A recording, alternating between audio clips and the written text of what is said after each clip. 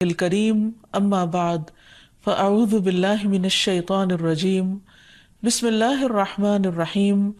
رب اشرح لی صدری ویسر لی امری واحلل عقدۃ من لسانی یفقہوا قولی۔ السلام علیکم ورحمۃ اللہ وبرکاتہ۔ ناظرین، پروگرام دعا کیجیے کے ساتھ آپ کی خدمت میں حاضر ہیں۔ آج ہم انشاءاللہ بیماری سے شفا کی دعائیں آپ کے ساتھ شیئر کریں گے۔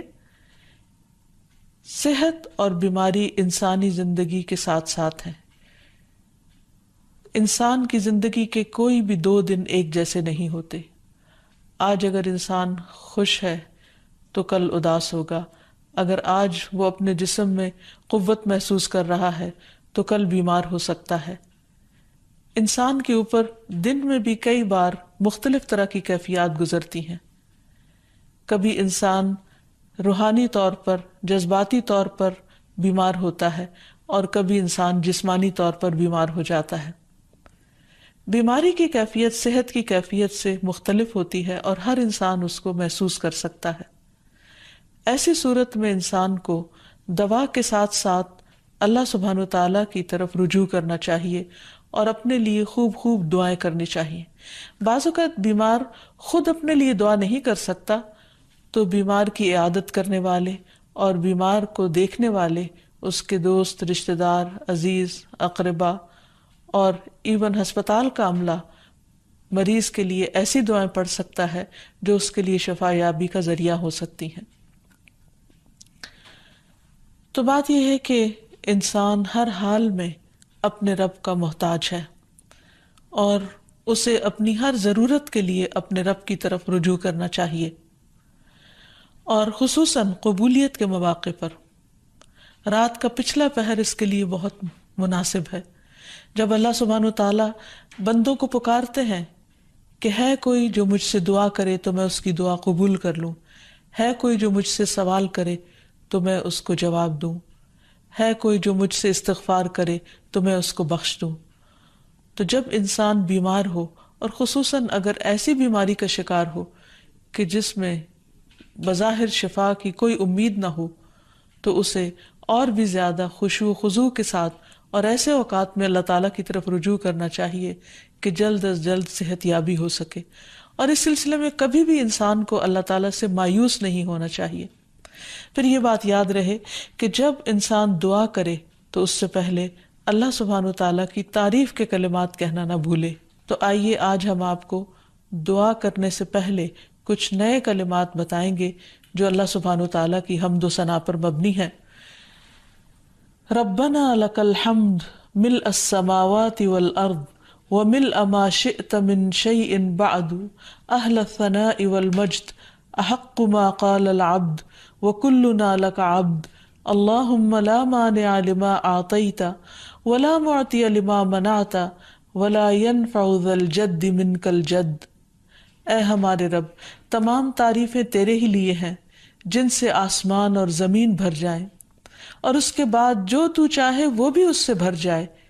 تو ہی تعریف اور بزرگی کے لائق ہے۔ بندے جو کہتے ہیں تو ان کا سب سے زیادہ حقدار تو ہے، اور ہم سب تیرے بندے ہیں۔ اے اللہ، جسے تو عطا کرنا چاہے اس سے کوئی روک نہیں سکتا، اور جسے تو نہ دینا چاہے اسے کوئی دے نہیں سکتا،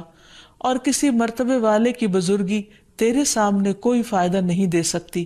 یعنی اللہ سبحانہ وتعالیٰ کے علاوہ کوئی بھی اور ایسا نہیں ہو سکتا جو انسان کی مشکل کو آسان کر سکے۔ تو آئیے اس کے ساتھ ہم دیکھتے ہیں کہ بیماری کے اسباب کیا ہوتے ہیں، بیماریاں کیوں آتی ہیں۔ سب سے پہلی بات تو یہ کہ بیماری اللہ کے اذن سے آتی ہے۔ جب تک اللہ سبحانہ وتعالیٰ کا اذن نہ ہو، انسان پر کوئی کسی قسم کی مشکل آ نہیں سکتی۔ قرآن مجید میں آتا ہے ما اصاب من مصیبت الا باذن اللہ، جو بھی مصیبت آتی ہے وہ اللہ کے اذن سے آتی ہے اور وہ تقدیر کا حصہ ہوتی ہے، اور اس میں اللہ سبحانہ وتعالیٰ کی حکمت اور مشیت کار فرما ہوتی ہے۔ اور وہ کیا ہو سکتی ہے؟ مثلاً اللہ تعالیٰ کسی بندے کے ساتھ بھلائی کا ارادہ کرتے ہیں، اس کے گناہ معاف کرنا چاہتے ہیں، اس کو کسی خاص چیز کی سمجھ دینا چاہتے ہیں، تو اسے تکلیف میں مبتلا کر دیتے ہیں، کیونکہ بعض اوقات انسان زندگی میں اتنا مصروف ہوتا ہے اپنے روزانہ کے روٹین کے کاموں میں کہ وہ ٹھہر کر، رک کر، خاموشی کے ساتھ وقفہ لیے بغیر کوئی ایسی بات سوچتا نہیں کہ جو اسے سوچنی چاہیے، جو اللہ تعالیٰ چاہتے ہیں کہ وہ سوچے۔ تو جب انسان بیمار ہو جاتا ہے تو ایک اور کنڈیشن میں آ جاتا ہے، وہ آرام کی کیفیت میں آ جاتا ہے۔ ایسی صورت میں انسان کو وہ باتیں بھی سوچنے کا موقع مل جاتا ہے جو عام طور پر وہ نہیں سوچتا۔ پھر اسی طرح ہمیں ہمارا دین یہ بھی بتاتا ہے کہ بعض اوقات انسان پر بیماری یا کوئی بھی تکلیف اس کے اپنے ہاتھوں کی کمائی سے آتی ہے، یعنی اس کا اپنا کوئی گناہ یا قصور ہوتا ہے جس کی بنا پر اسے وہ تکلیف پہنچتی ہے۔ قرآن مجید میں آتا ہے وَمَا أَصَابَكُم مِّن مُّصِيبَةٍ فَبِمَا كَسَبَتْ أَيْدِيكُمْ وَيَعْفُو عَن كَثِيرٍ،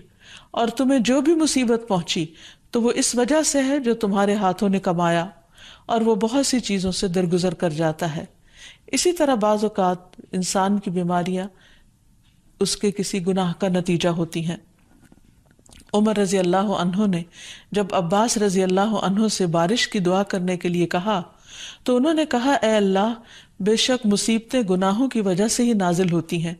اور انہیں صرف توبہ ہٹا سکتی ہے۔ پھر اسی طرح ایک اور روایت میں آتا ہے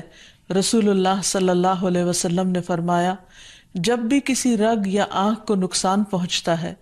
تو وہ کسی نہ کسی گناہ کی وجہ سے ہوتا ہے، لیکن جو تکالیف اللہ تعالیٰ ویسے ہی ٹالتا رہتا ہے وہ کہیں زیادہ ہو جاتی ہیں۔ پھر اسی طرح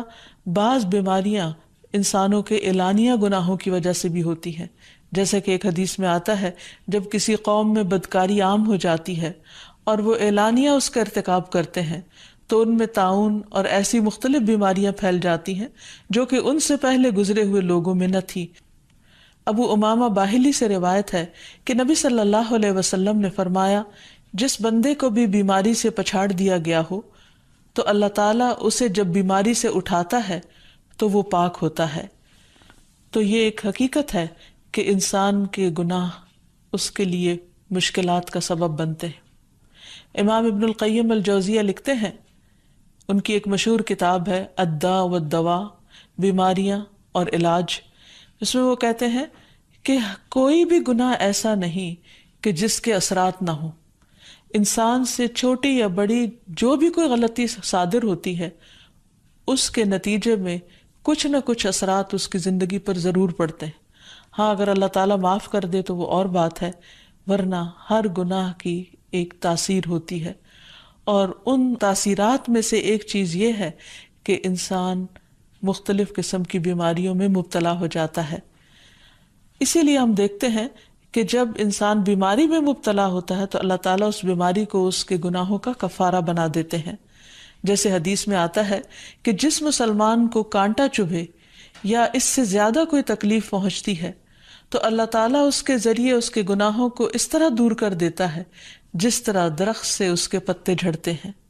تو اس سے ہمیں یہ پتہ چلتا ہے کہ بیماریوں کے آنے کے مختلف اسباب ہوتے ہیں۔ بیماری بہرحال جس بھی وجہ سے آئے، لیکن اصل چیز دیکھنے کی یہ ہے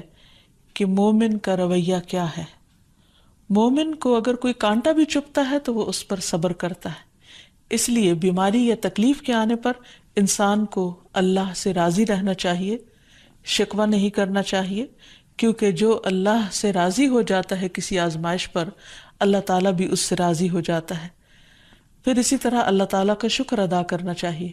کیونکہ بیماری اس سے زیادہ شدید بھی ہو سکتی تھی۔ لہٰذا انسان کو اللہ تعالیٰ جس حال میں رکھے انسان اس پر شکر گزار رہے۔ پھر یہ کہ انسان کسی بھی بیماری میں کسی بھی قسم کی ہو اور زندگی کے کسی بھی حصے میں ہو، اس میں مایوس نہ ہو، پر امید رہے کہ بیماری دور ہو جائے گی۔ پھر اسی طرح اگر بیماری طول پکڑ جائے تو انسان کو گھبرانا نہیں چاہیے، کیونکہ ہر گزرنے والا لمحہ انسان کے درجات میں اضافے کا سبب بنتا ہے اور اس کے گناہ مسلسل جھڑتے چلے جاتے ہیں حتیٰ کہ انسان بالکل پاک صاف ہو جاتا ہے۔ پھر اسی طرح انسان کو بیماری کی حالت میں دوسروں سے شکوے شکایات نہیں کرنی چاہیے، کیونکہ بیماری اللہ کے اذن سے آتی ہے، اور جب انسان ہر ایک کے آگے رونے لگتا ہے تو گویا وہ اللہ تعالیٰ کا شکوہ کر رہا ہوتا ہے، جو چیز اللہ تعالیٰ کو پسند نہیں۔ پھر اسی طرح منہ سے برے الفاظ نہیں نکالنے چاہیے، بیماریوں کو کوسنا نہیں چاہیے، اور پھر ایسے الفاظ نہیں ادا کرنے چاہیے کہ مجھے لگتا ہے کہ اس بیماری میں میری زندگی چلی جائے گی، یا یہ کہ کسی مریض کی عیادت کے لیے جا کر اس کو اس قسم کی بات نہیں کرنی چاہیے، خواہ کتنی ہی خطرناک بیماری کیوں نہ ہو، ہمیشہ اسے امید دلانے چاہیے، کیونکہ مایوسی کے الفاظ اور برے بھلے اور منفی قسم کی باتیں اللہ تعالیٰ کو پسند نہیں، اور انسان ویسے بھی جیسے سوچتا ہے پھر اس کے ایکشن اس کے مطابق ہونے لگتے ہیں۔ اب یہ ہے کہ انسان بیماری میں دوا ضرور کرے، کیونکہ حدیث میں آتا ہے کہ اللہ تعالیٰ نے کوئی بیماری ایسی نہیں اتاری جس کے لیے دوا نہ اتاری ہو۔ ہاں، جسے معلوم ہو اسے معلوم ہوتا ہے، اور جسے نہیں معلوم ہوتا اسے نہیں معلوم ہوتا۔ بعض اوقات اللہ تعالیٰ ڈاکٹر کے دل میں ڈال دیتا ہے اور اس کا علاج اس کو سمجھ میں آ جاتا ہے، اور بعض اوقات وہ بیماری لا علاج ہوتی ہے، حالانکہ اس کا علاج موجود ہوتا ہے مگر کسی کو بھی علاج سمجھ میں نہیں آتا۔ بہرحال نوعیت کچھ بھی ہو تو علاج ضرور کراتے رہنا چاہیے، اور کبھی مایوس نہیں ہونا چاہیے کہ اس بیماری کا علاج ہو نہیں سکتا، نہیں، ایک کے بعد ایک کوشش انسان کرتا رہے، اور جب اللہ کا اذن ہوگا بیماری دور ہو جائے گی۔ اور اس کے ساتھ ساتھ انسان یہ بھی یقین رکھے کہ شفا اللہ کے ہاتھ میں ہے، کسی ڈاکٹر کے ہاتھ میں نہیں، کسی انسان کے ہاتھ میں نہیں، کیونکہ جب تک اللہ کا اذن نہ ہو شفا نہیں ہو سکتی، خواہ کوئی کتنا بھی بڑا ڈاکٹر کیوں نہ ہو۔ اسی لیے نبی صلی اللہ علیہ وسلم کی دعاؤں کے آخر میں آتا ہے کہ لا شفا الا شفاؤک، کوئی شفا نہیں مگر تیری ہی شفا، یعنی جو اللہ سبحانہ وتعالیٰ اپنے بندے کو شفا عطا کرے۔ پھر اسی طرح یہ ہے کہ حضرت ابراہیم علیہ السلام نے اللہ سبحانہ وتعالیٰ کے بارے میں فرمایا تھا کہ وَإِذَا مَرِضْتُ فَهُوَ يَشْفِينِ، کہ جب میں بیمار ہوتا ہوں تو وہی مجھے شفا دیتا ہے، یعنی اللہ تعالیٰ ہی اس بیماری کو دور کرتا ہے۔ اسی طرح ایک اور روایت سے بھی پتہ چلتا ہے کہ شفا دراصل اللہ سبحانہ وتعالیٰ کے ہاتھ میں ہے۔ حضرت عائشہ سے مروی ہے کہ رسول اللہ صلی اللہ علیہ وسلم دم کیا کرتے تھے اور یہ دعا پڑھتے تھے، امسح البأس رب الناس بیدک الشفاء لا یکشف الکرب الا انت، اے لوگوں کے رب تکلیف کو دور کر دے، تیرے ہی ہاتھ میں شفا ہے، تیرے سوا اس کو دور کرنے والا اور کوئی بھی نہیں۔ پھر اسی طرح انسان جب کسی بیمار کی عیادت کے لیے جائے تو اس پر بھی دعا پڑھے اور اس کے لیے دعا کرے۔ رسول اللہ صلی اللہ علیہ وسلم نے فرمایا، جو مسلمان کسی ایسے بیمار کی عیادت کے لیے اس کے پاس آئے جس کی موت کا وقت قریب نہ آیا ہو اور 7 مرتبہ یہ پڑھے، اسأل اللہ العظیم رب العرش العظیم ان یشفی فلانا من وجعہ، میں اس عظمت والے اللہ سے سوال کرتا ہوں جو عرش عظیم کا رب ہے کہ فلاں کو اس کی تکلیف سے شفا عطا فرمائے، تو اللہ عز و جل اسے شفا عطا فرما دیتا ہے۔ اور پھر ہم دیکھتے ہیں کہ تمام انبیاء اپنی بیماریوں میں، تکلیفوں میں اللہ تعالیٰ کو پکارتے تھے، جیسا کہ ایوب علیہ السلام کی دعا قرآن مجید میں آتی ہے، وَأَيُّوبَ إِذْ نَادَى رَبَّهُ أَنِّي مَسَّنِيَ الضُّرُّ وَأَنْتَ أَرْحَمُ الرَّاحِمِينَ فَاسْتَجَبْنَا لَهُ فَكَشَفْنَا مَا بِهِ مِنْ ضُرٍّ وَآتَيْنَاهُ أَهْلَهُ وَمِثْلَهُمْ معهم رحمة من عندنا وذكرى للعابدين۔ اور ایوب جب اس نے اپنے رب کو پکارا کہ بے شک مجھے تکلیف پہنچی ہے اور تو رحم کرنے والوں میں سب سے زیادہ رحم کرنے والا ہے، تو ہم نے اس کی دعا قبول کر لی، پس اسے جو بھی تکلیف تھی اسے دور کر دیا، اور اسے اس کے گھر والے اور ان کے ساتھ ان کی مثل اور عطا کر دیے اپنے پاس سے رحمت کے لیے اور ان لوگوں کی یاد دہانی کے لیے جو عبادت کرنے والے ہیں۔ اسی طرح رسول اللہ صلی اللہ علیہ وسلم نے ایک اور موقع پر ایک صحابی عثمان بن ابی عاص الثقفی کو ایک دعا سکھائی۔ جب وہ نبی صلی اللہ علیہ وسلم کے پاس حاضر ہوئے، وہ کہتے ہیں مجھے اتنی تکلیف تھی کہ قریب تھا کہ وہ مجھے ہلاک کر دیتی، تو نبی صلی اللہ علیہ وسلم نے مجھے فرمایا اس درد کی جگہ پر اپنا دایاں ہاتھ رکھو اور 7 مرتبہ کہو بسم اللہ اعوذ بعزت اللہ وقدرتہ من شر ما اجد واحاذر، اللہ کے نام کے ساتھ میں پناہ مانگتا ہوں اللہ کی عزت کی اور اس کی قدرت کی اس شر سے جو میں محسوس کرتا ہوں، یعنی اس تکلیف سے بچنے کے لیے جو مجھے محسوس ہو رہی ہے اور جس سے میں خوف محسوس کرتا ہوں۔ عثمان کہتے ہیں کہ جب میں نے یہ پڑھا تو اللہ سبحانہ وتعالیٰ نے مجھے شفا عطا کر دی۔ پھر اسی طرح ہر بیماری سے شفا کی دعا نبی صلی اللہ علیہ وسلم نے سکھائی۔ عبداللہ بن عباس سے مروی ہے کہ نبی اکرم صلی اللہ علیہ وسلم نے فرمایا، جب کوئی شخص کسی ایسے مریض کی عیادت کرے جس کی موت کا وقت ابھی قریب نہ آیا ہو اور اس کے پاس 7 مرتبہ یہ دعا پڑھے، اسأل اللہ العظیم رب العرش العظیم ان یشفیک، میں عظمت والے اللہ جو عرش عظیم کا رب ہے اس سے دعا کرتا ہوں کہ وہ تمہیں شفا عطا کرے، تو اللہ تعالیٰ اسے اس مرض سے شفا عطا کر دے گا۔ پھر اسی طرح نبی صلی اللہ علیہ وسلم اگر کسی کو کوئی پھوڑا بنسی ہوتی تو اپنے لعاب دہن کے ساتھ زمین کی مٹی تھوڑی سی لے کر اس درد تکلیف والی جگہ پر لگاتے تو اس سے بھی شفا ہوتی۔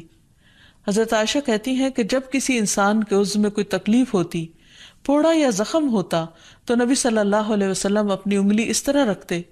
اور سفیان جو راوی ہیں انہوں نے اپنی شہادت کی انگلی زمین پر رکھی، پھر اسے اٹھا کر فرمایا بسم اللہ تربت اردنا بریقت بعدنا لیشفى به سقیمنا باذن ربنا، اللہ کے نام کے ساتھ ہماری زمین کی مٹی ہمارے رب کے حکم سے ہم میں سے بعض کے تھوک کے ساتھ ہمارے بیمار کو شفا دی جائے۔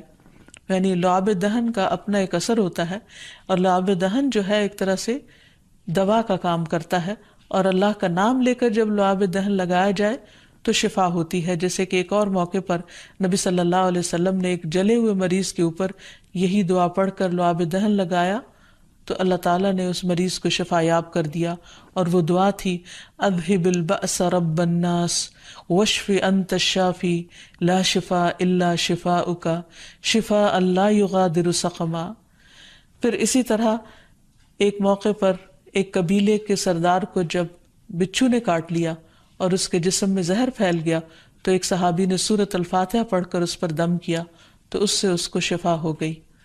اور یہ بات جب نبی صلی اللہ علیہ وسلم کو بتائی گئی تو آپ اس پر خوش ہوئے۔ اور سورۃ فاتحہ سب لوگوں کو آتی ہے، اسی لیے اس کا نام سورۃ الشفا بھی ہے، کیونکہ یہ بیماری میں بطور علاج پڑھی جاتی ہے مریض پر، مریض خود بھی پڑھ سکتا ہے اور اس کے اٹینڈنٹس بھی اس پر پڑھ سکتے ہیں۔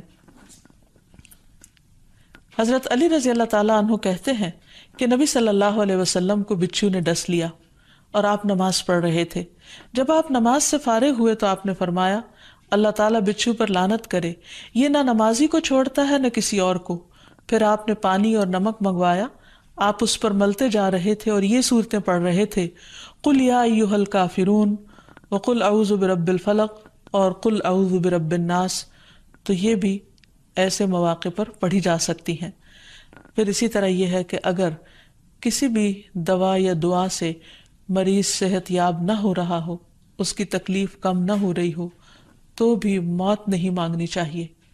کیونکہ مومن کے لیے زندگی ایک بہت بڑی نعمت ہے۔ وہ جس بھی حال میں گزرے، بہرحال وہ اسے آخرت کمانے کا ذریعہ بنا سکتا ہے۔ یعنی اگر وہ تکلیف میں اس کی زندگی گزر رہی ہے اور اس پر وہ صبر کر رہا ہے اور اللہ کو یاد کر رہا ہے تو اس کے بے پناہ درجات بلند ہونے کا ذریعہ ہے۔ یعنی یہ بیماری اس کے لیے بلندی درجات کا ذریعہ بن جاتی ہے۔ اس لیے کبھی بھی موت نہیں مانگنی چاہیے۔ ہاں اگر تکلیف حد سے بڑھ جائے تو انسان یہ دعا مانگ سکتا ہے اللہم احینی ما کانت الحیات خیرا لی وتوفنی اذا کانت الوفات خیرا لی، اے اللہ جب تک میرے لیے زندگی بہتر ہو مجھے زندہ رکھ، اور جب میرے لیے وفات بہتر ہو تو مجھے وفات دے دے۔ تو اللہ تعالیٰ سے دعا ہے کہ اللہ تعالیٰ تمام بیماروں کو صحت اور شفا عطا فرمائے، اور ہمیں بیماری اور آزمائش کے موقع پر اپنی طرف رجوع کرنے کی توفیق دے، اور ہر طرح کے شرک اور ایسے کاموں سے بچائے جو اس کو ناراض کرنے والے۔